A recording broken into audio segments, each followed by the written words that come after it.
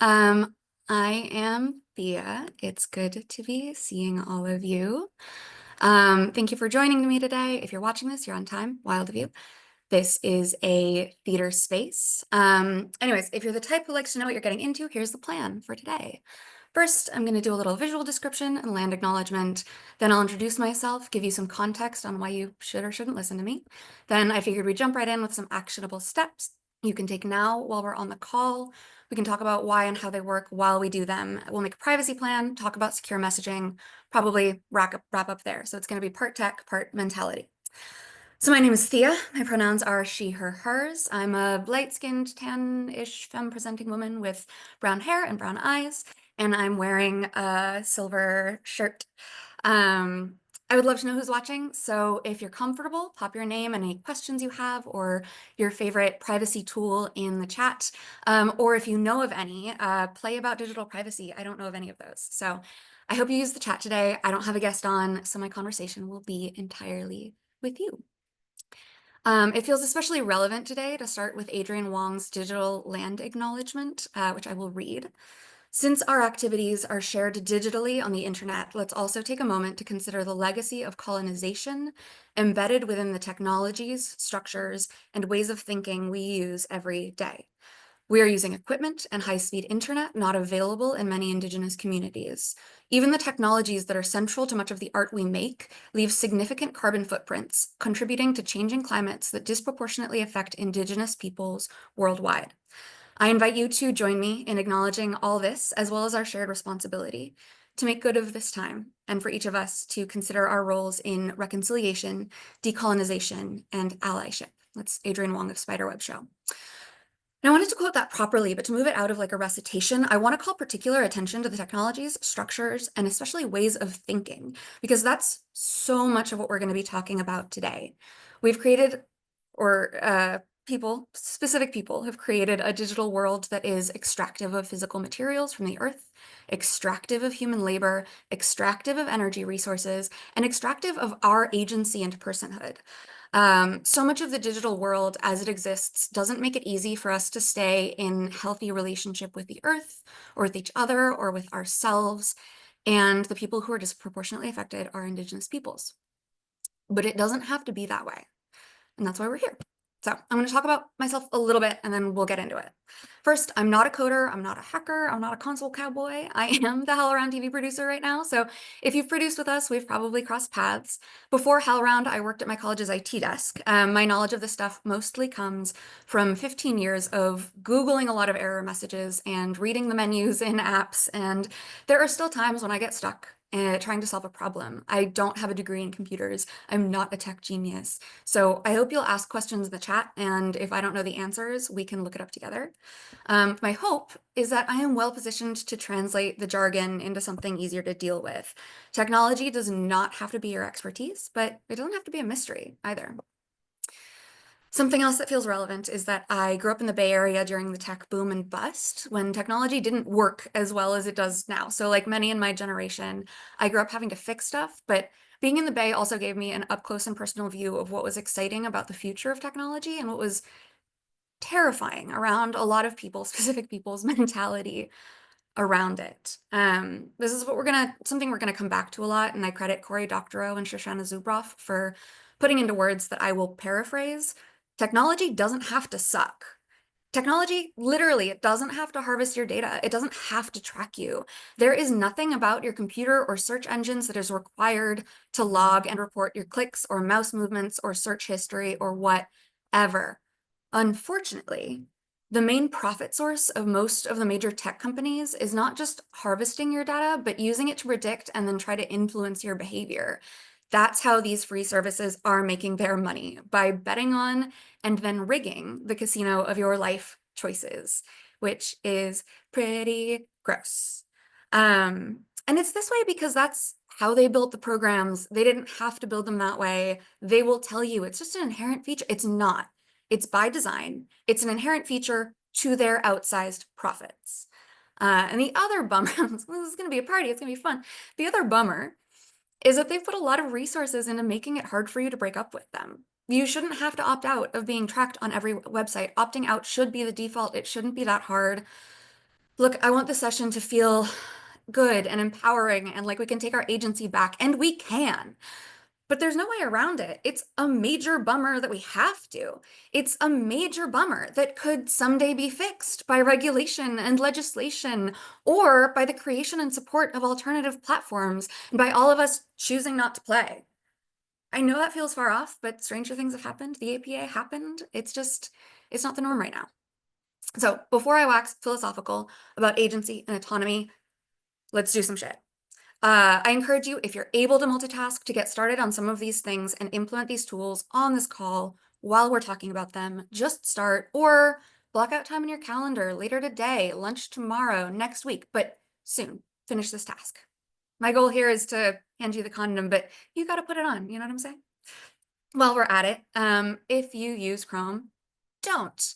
I'm going to go ahead and share my screen to show you a website called Cover Your Tracks. And I have it open. Oh, it looks like I have it open in the Tor browser. That's silly. I didn't realize I'd been doing that. Okay, so you can now see this website. It's called Cover Your Tracks. Let me also put a link to this in the chat. And actually, I'm going to put that link in the chat while I hit this click on Test Your Browser, Cover Your Tracks. So that's going to load for a moment. You can watch that happen.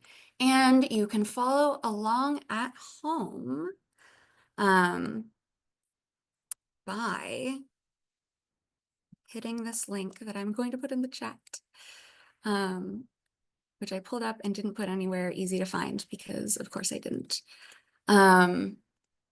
Okay, here we are.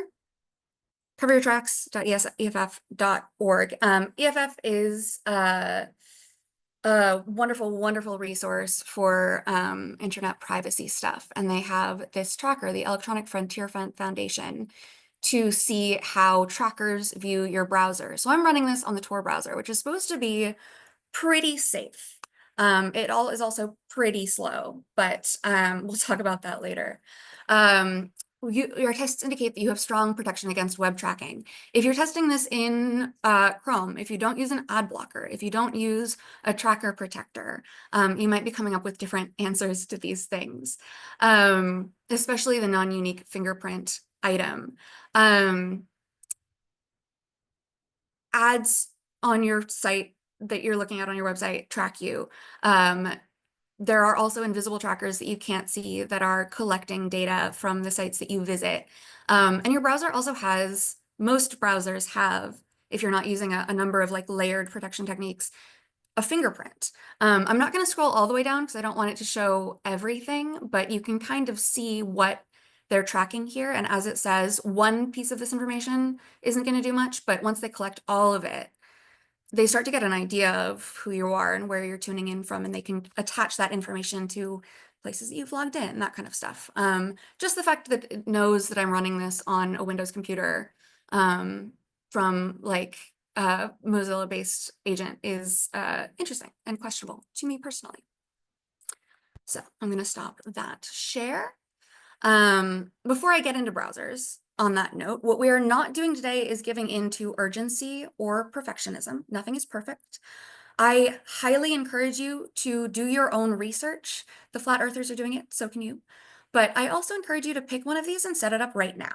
You don't have to install your go-tos yet, do it eventually, but you can keep them around as long as you want, as like a little safety blanket or fallback, but just take the first step here. You can always pivot. So the first two recommendations for browsers are DuckDuckGo and Firefox with two plugins, Privacy Badger and uBlock Origin. And I'm going to put those links in the chat as well. DuckDuckGo and then Firefox and then the links for the plugins. So DuckDuckGo is kind of a one-stop shop. It's super handy. It comes recommended by a lot of privacy people. It is very basic. You can't add any extensions, ad blockers, that kind of stuff. It's very, very straightforward. But, you know, in terms of protecting your privacy on the whole, it's a really good option. I feel obligated to tell you it hasn't always been honest. They were caught out with their pants down, sharing information with Microsoft a while back. But it seemed like a contained incident. It's still like one of the better options out there. So just something to know, like perfectionism is not the goal here. It has a great app for your phone. Install it on your phone. If you're installing it on your computer right now, if you've done that, put it on your phone. Especially if you have an Android phone. It's really hard to get around Safari on iPhones. They don't like they don't like other, other people's stuff on their stuff. So if you have an Android, DuckDuckGo. The second option is Firefox with Privacy Badger and uBlock Origin plugins. And Firefox is great because if you click on those plugins, it'll automatically walk you through just like adding it in. It's a very simple process. Privacy Badger blocks the invisible trackers on your site, and uBlock Origin blocks ads and trackers from ads. I'm going to share my screen again to look at some stuff in Firefox. Just something to know about Firefox is that likewise, when we're talking about security and safety, etc., they had a promise not to track and sell your information. They removed this promise from their website in, I think, February, after I'd started putting this together, which is not awesome. But again, with these plugins, it still is one of the better options out there.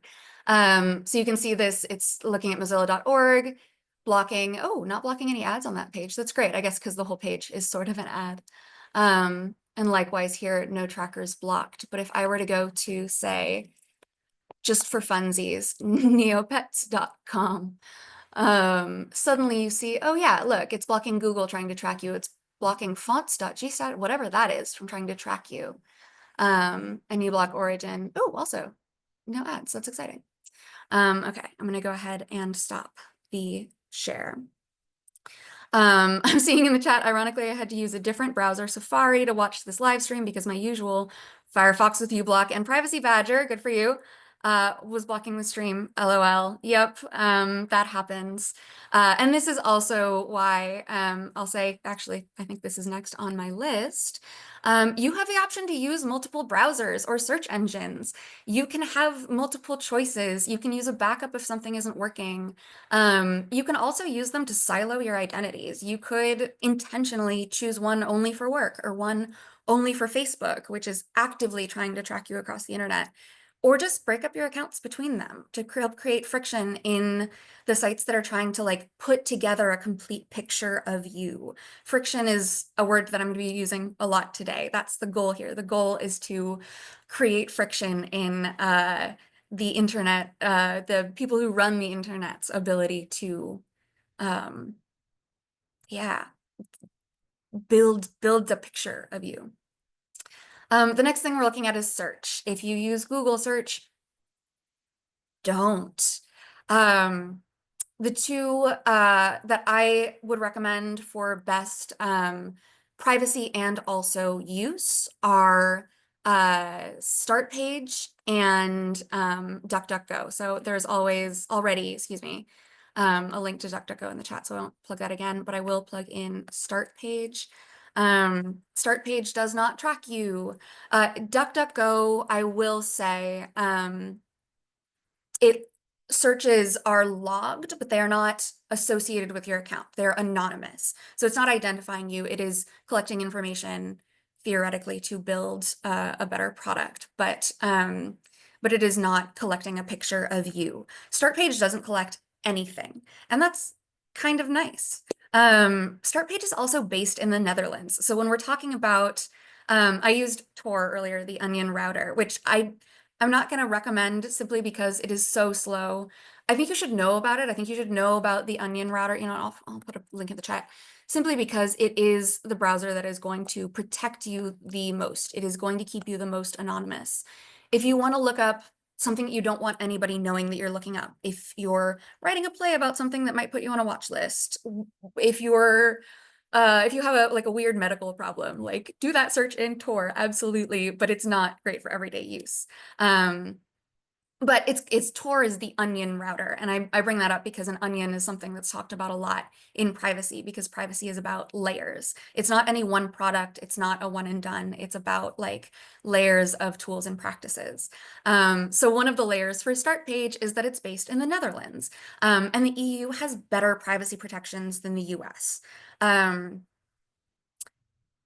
So if one of the US-based companies started deciding to collect your data, sell your data, do any of that, there aren't legal protections for you as a recourse. If they decide to change their policies, you kind of just have to trust them in many ways. But if it's based in the EU, there are consequences for them trying to do that. There are privacy laws, there are protections, layers of protections in place. So it's always interesting and nice to see that something is based in the EU according to their laws right now. And just to be clear, it's not that we couldn't do that. It's not that we didn't try to do that. There were conversations about privacy protections that like kind of culminated in 2001, and then the Patriot Act happened. So that's not, oh, we just didn't want that. Oh, they're just better than us. Like, there are reasons. There are reasons. Install them on your phone. You can install DuckDuckGo as a browser on your phone. You can use it as your like search. You can use Start Page as your search. I have an Android phone. Don't super recommend Google, but for that reason, um, you can kind of see on my phone, you can see a little bit of information about me. I stopped using the Google phone thing. You can't get rid of it, but I did just add another search bar, and now I just use DuckDuckGo as my search. So that's search engines. DuckDuckGo, like a number of things, has an AI assistant. Always disable the AI assistant. You can disable the AI assistant. You can go to little cog and say, don't use this, but it's useful. No, it's not. It's inaccurate. It's bad for the environment. It's bad for the arts. It's being touted as the next best thing because they're trying to prove that they're still relevant and inventing new things, but they're not. They're just making old things faster, and they're doing this instead of providing free, fast Wi-Fi nationwide or solving world hunger or any number of things, right?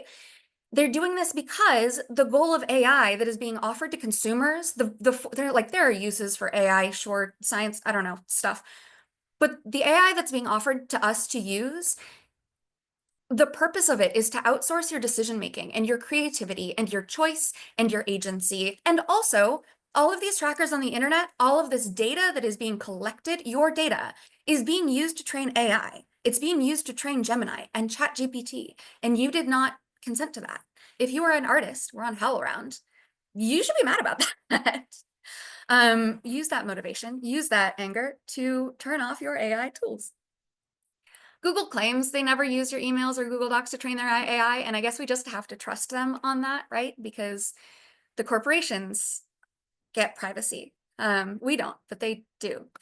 Okay, I want to acknowledge that it can feel overwhelming to start this. And I'll offer that that is actually the true work of what we're doing here. Beyond technical knowledge or privacy itself, we have to remind ourselves with actions that we have agency and we have power, that we are not giving up, that we are not the ones showing our asses on the world stage in a frankly desperate plea for like attention and respect that we never bothered to earn. And we cannot overturn decades of this machine by ourselves. We cannot do it overnight, but that is not the goal. The goal is our own autonomy, and it's strengthening ourselves for the long game. We are kidding up here. Change happens together, and it happens over time. And it happens faster if we start now. So back to work. Actually, context. Google and Apple are the two corporate giants. I'm gonna try to do this quickly. When it comes to browsers, phones, if you've got to go with one, there are non-corporate open source alternatives we'll talk about in later weeks. Apple has better privacy policies in place for now. They encrypt their stuff for now. Texts between iPhones are end-to-end encrypted. That means that they're protected. They're not encrypted if you're sending them outside of the iPhones because they can't continue to protect it if you're sending it to another phone. So if if Apple were to turn your data over to the police for some reason, your data would be encrypted and harder to access.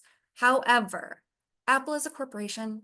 They've been under a lot of pressure from various governments to build in a backdoor for law enforcement. But if there's a backdoor, there's a backdoor. Like that is just available. Most recently, Apple was threatened by the UK and nearly caved to them. So better is not still like great. That said, Google sucks. They do not encrypt your data. They have full access to it. They are scanning it in accordance with their ethical codes, to be honest. Photos, emails, if they agreed to hand your account over to the police, they're going to see all your nudes. And speaking of nudes and police, as we get deeper into this, I wanted to take a few minutes for us to make our own digital privacy plans.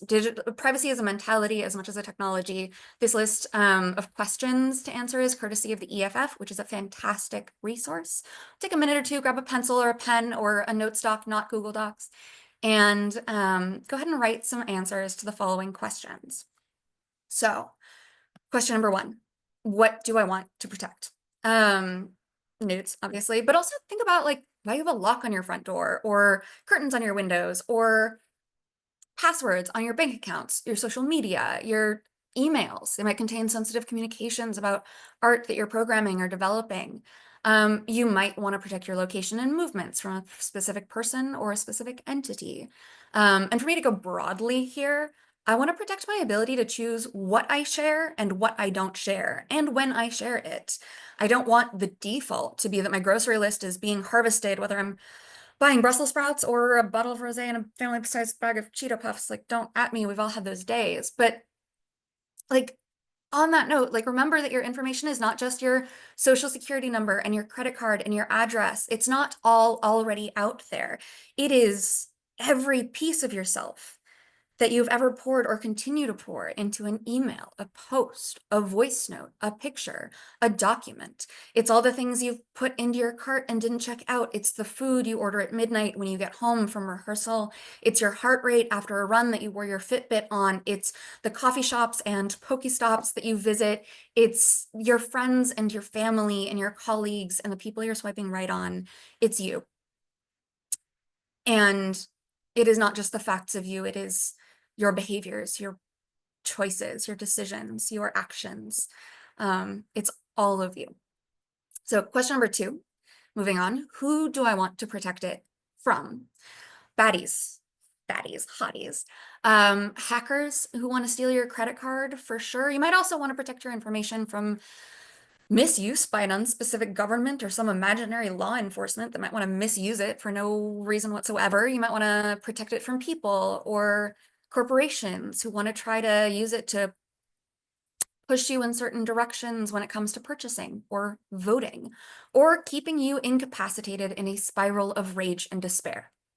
You might have a specific individual you want to protect it from, someone with malicious intent, or someone who shouldn't see the information before it's ready. Maybe you're planning a surprise party for someone, options.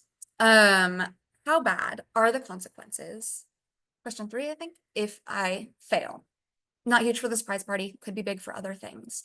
Maybe a stranger or strange entity being able to locate and predict your location is concerning to you. Maybe you've just noticed that social media is particularly exhausting lately. Maybe it's depleting your energy to do things you love or choose things that feel healthy. What are the consequences for the short term and for the long term? And question four, how likely is it that I will need to protect it?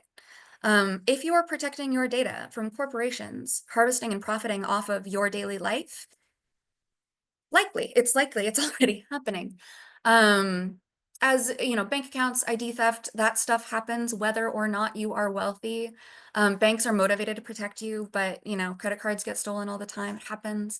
In 2025, are you traveling into or out of the United States and likely to be flagged by TSA for un-American activities? Are you going to protests? Are you protecting major government or artistic secrets? Are you working on a Star Wars movie? What are the odds that bad actor or good actor or, silly actor is going to try to get into your account? How much trouble, question five, how much trouble am I willing to go through to try to prevent potential consequences? Big question, and really important. And we're not Fort Knox. Most of us are not Fort Knox, but that doesn't mean we don't have stuff to protect. But it also doesn't mean that we have all of the time in the world. But that also might change based on what you're protecting. A lot of sites use two-factor authentication. If you've ever had to enter a code that was texted to your email or phone, that is two-factor, the password factor and the code factor authentication. So when you use that or turn it on for a website, you're already taking an extra 10 steps to protect your data, 10 seconds to protect your data. And I think it's worth it to think about where you can take another 10 or 30 seconds. I turned locations off on my phone, so I have to plug in my current approximate location destination when I'm looking up directions. Now, there's a chance that Google is still tracking me and not telling me, although it does say that Find My Phone won't work, so there are trade-offs. But it's made me feel better about my location not being easy to track, right? Friction. Okay, take a breath, take a sip of your coffee, maybe not coffee, if it makes you stressed, maybe tea. Grab a bite of chocolate. The way that I'm approaching this, it's made it a lot easier for me, is to first of all not be a purist. The idea is just make it harder for them. My instinct is perfectionism. My reality is ADHD. It's not going to be absolute. And again, like I am not protecting anything life-threatening immediately yet. And again, what we're up against, this isn't designed to make it easy for us. It's not even really designed to make our lives easier. It's designed to make it easy for us to give up our agency and replace it with a frictionless and unsatisfying existence, right? And that should make you mad. And if you're petty like me, that is motivating. Fuck those guys. They don't get my little data treats anymore. They're dicks. And then I have the energy to take an extra 30 seconds to plug in my destination because I'm mad.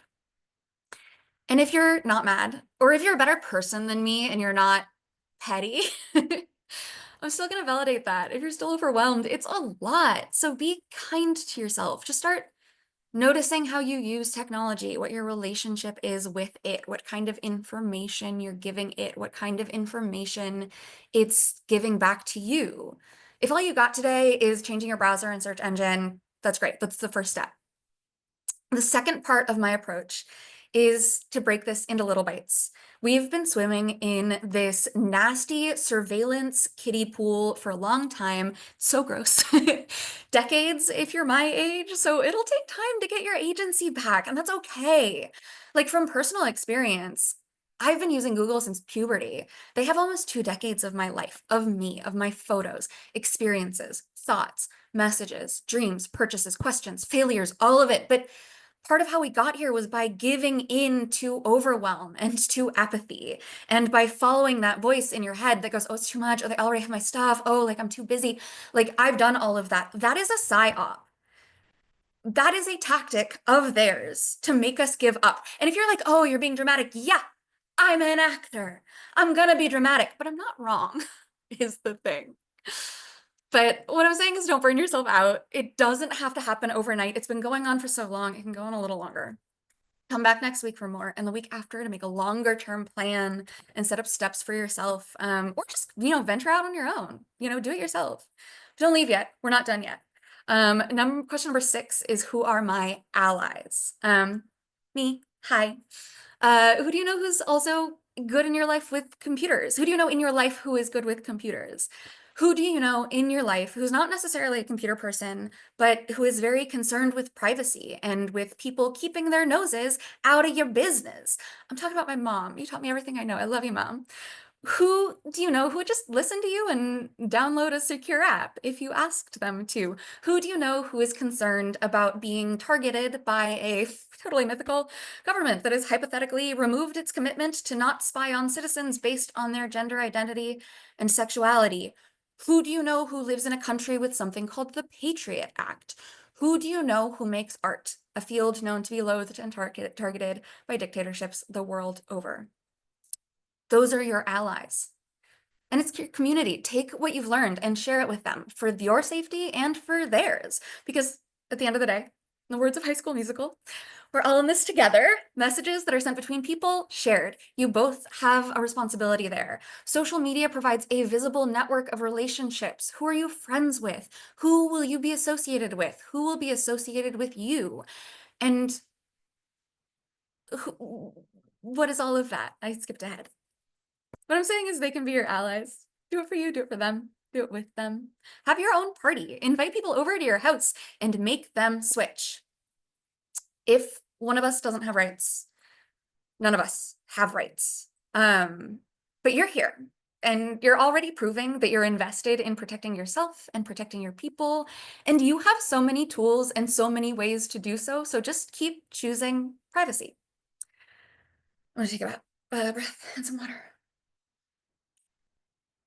And then we're all gonna download an app. It's Signal. The app is Signal. It's a messaging app. You can download it on your phone. You can download it on your computer. This is the one that I didn't pull up a link for, so I'm gonna have to find it. Or you can Google it. Or search it, DuckDuckGo it, start page it. You're a big person. You're an adult. There is the link for Signal. So you may have heard of Signal from your friend who smoked weed before it was legal, or from a friend of mine just told me he gets his alien information on Signal, which I love. Or maybe when a national security advisor, Michael Waltz, added a journalist to a group chat about war plans. But Signal is just an encrypted messaging app. Your normal texts are not encrypted. They are very easy to intercept or collect information on. That technology is from 1992. It's not secure. It's just not. Signal works a lot like WhatsApp on the user end, except with a lot more security and a lot less Zuckerberg. You can use it with your phone number, or you can use a username for privacy. You can share all the normal stuff, texts and photos and videos and links and docs and whatever. You can make voice calls, you can make video calls. And if you're concerned about specific chats or messages, you can set those messages to disappear after a certain window. Like 6 weeks or 5 minutes or whatever. All right.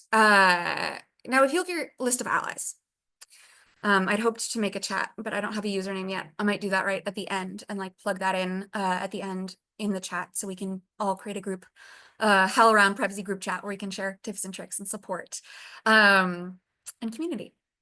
Now, all right, if you look at your list of allies, I would recommend asking them to download Signal and start using it for your everyday chats with them, your, lunch plans, I'm running late, did you pick this up for like whatever it is. So your regular everyday texting and messaging can be done on Signal.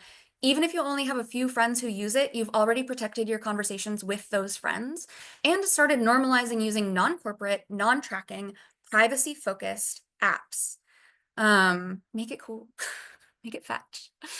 I'd always heard of Signal as something that's only used for like extreme privacy, but end-to-end encryption should be the norm. It should be the expectation. So let's start using it. As with anything, there are a couple versions of this. There's also Telegram. There's also Session. I'm going to be honest, most of the people I know are on Signal, and it comes highly recommended. So because it requires other people to use, I'm just going to go ahead and tell you about Signal. Signal. It's not just for war plans. Which actually brings up a great note. I said earlier that privacy is about mentality, and that's true even of Signal. Like Signal can be screenshotted. Someone can look over your shoulder in, say, a crowded environment and see what's in it. Someone could physically show your phone to someone else or their phone to someone else. Someone could add a random journalist to the group chat. Exercise care and good hygiene. If you have cause for concern, be careful what you put in writing. All right, I'd hoped to cover VPNs today. And I think I'm just gonna do something really, really quick about VPNs. I'm gonna recommend Proton VPN because they have a very great, very basic offering. I'm gonna put that in the chat. VPN is a virtual private network. That doesn't like super help in terms of telling you what it is. And maybe you'll already use it to watch Japanese network, but essentially it's a service that routes your internet traffic through its own encrypted servers so that the websites you're visiting register you as being in a different location, wherever the server is, making it harder to track the real you through your IP address. So when we're talking about friction, this is something that we're talking about. It does not make you anonymous online. It does not protect you from the majority of hackers. It's just a great layer in the onion of privacy. And when it comes to security, like something that it actually like is very useful for, you want to have your VPN in action if you're ever connecting to a public network, libraries, coffee shops, metros, airports.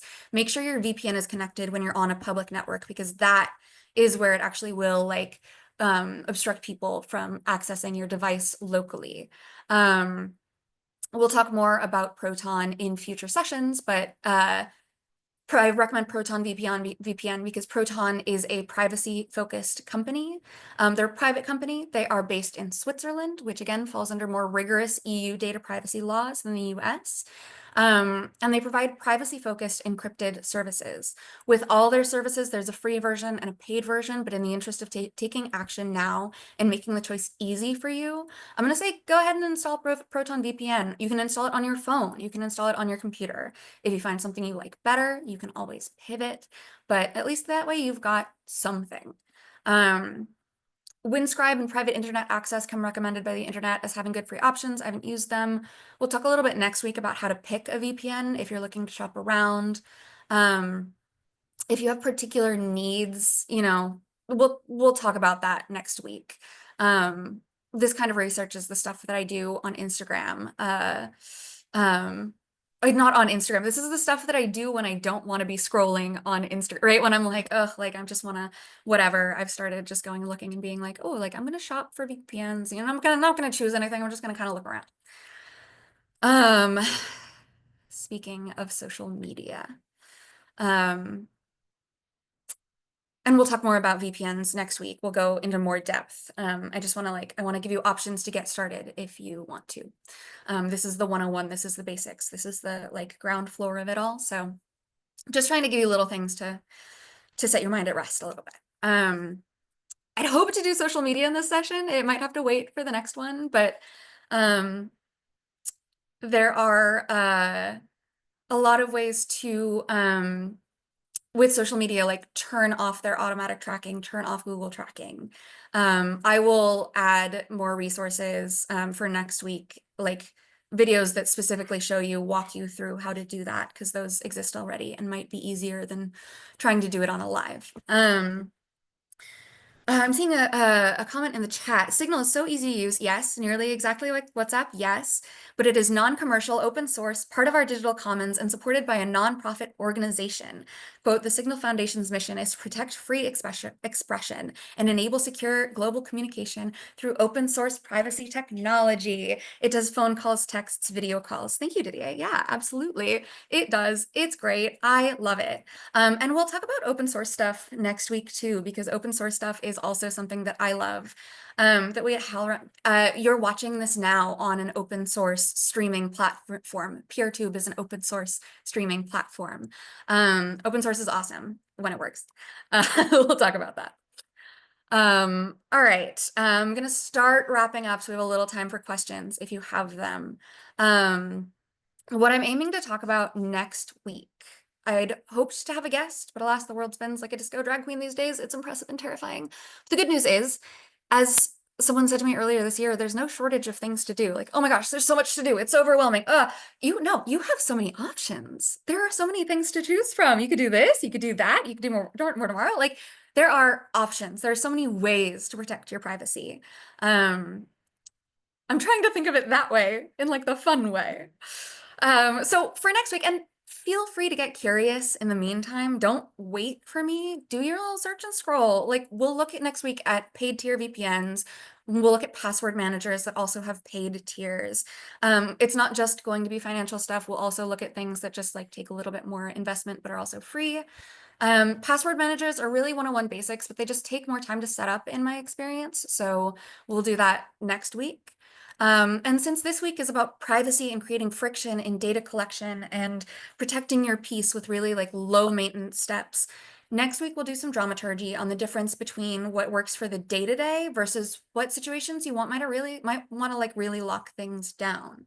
If you find yourself in a situation, or if you're writing a play about someone doing something exciting and not within the law, or not within the bounds of what is currently accepted, because, much like corporations, they say they're doing one thing and we just have to trust them. We are also looking at laws and lawmakers and how it doesn't always match up. You know what I mean? They're like, this is the law, and then they're not doing that. So,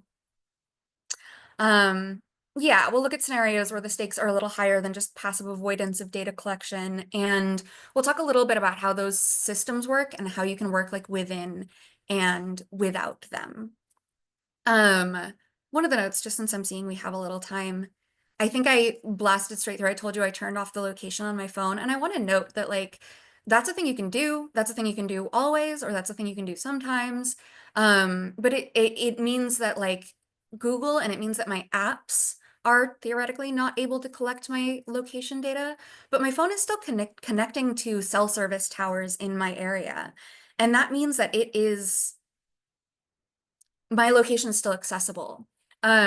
Police use scanners for cell towers to check who's in an area. If police have this, technology, then other people will also have this technology. So just something to know that, like, again, we're talking about layers. There are a lot of ways in, and there are also a lot of ways to protect yourself. In the interest of not waiting for next week for some, essential information. If you're going to a place and you don't want people to know that you're in a place, if you're doing an action, don't bring your phone. The best option is to not bring your phone, especially if you have an identity. Don't bring your phone. Also, if there are any tools that you love, anything that you feel is important, if you're deep in the privacy world or, in this research, and if you're hearing what I'm saying and you're like, dang, Thea, that is just not accurate, or it's misleading, or if I'm missing something, if there's a tool that you want to share with the class, hit me up. Get in the chat.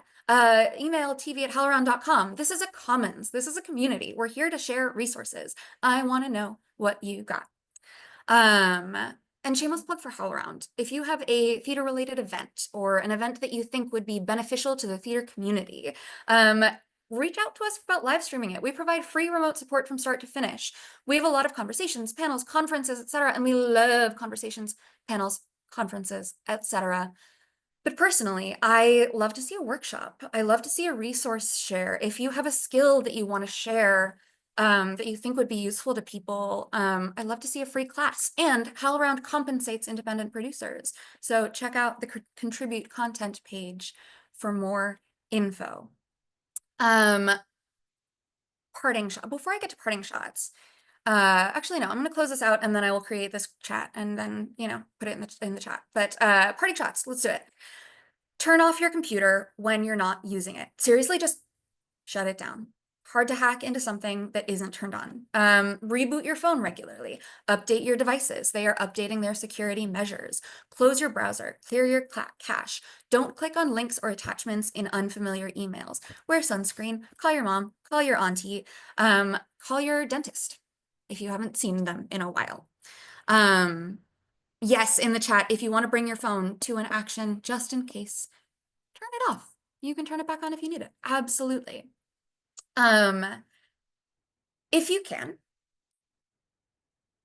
take 10 or 15 or 5 minutes or 1 minute after the session to give yourself a little space to breathe. Maybe give yourself a little treat. Honestly, do that after every meeting, if possible. Sometimes it's not possible. Drink some water. But if you're anything like me, like looking at the scope of what's happening in the world is stressful. So let yourself feel that. But keep coming back to what gives you strength and hope. Whether that's being able to protect your community, whether that's being able to protect your future, whether that's simple pettiness. Come back to the actions that you can take. However small they are a tiny way to prove to yourself that you still have power, to remind yourself that you have agency in a world that doesn't want you to remember that. All of these things, they're like building muscle. Tiny things grow over time. I've been 5'2" for 20 years, but you get what I'm saying. If you have any questions, if you want to say hi, if you have ideas, put them in the chat now. I'm going to set up this Signal chat. I'm so sorry I didn't do it before we got on here, but here we are. And we can get started on a little privacy community.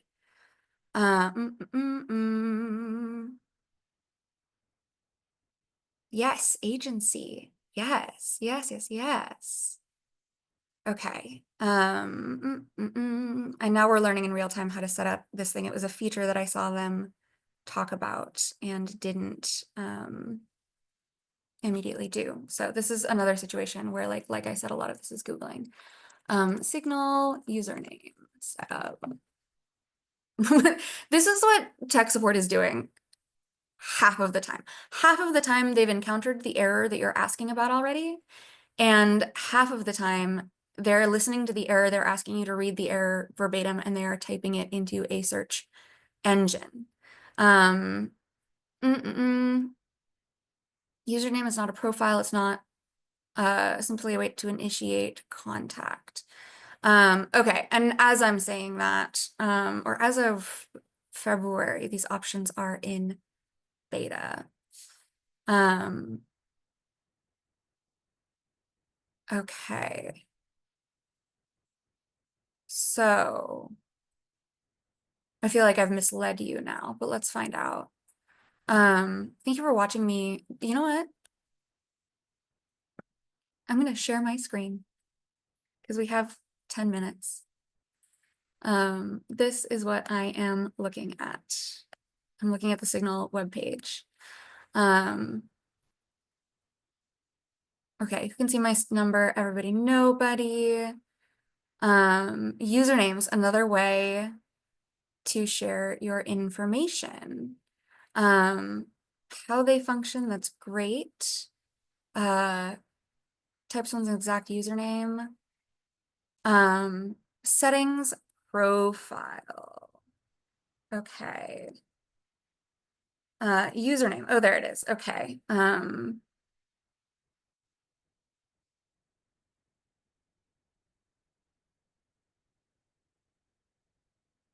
Okay. Usernames are always paired with numbers.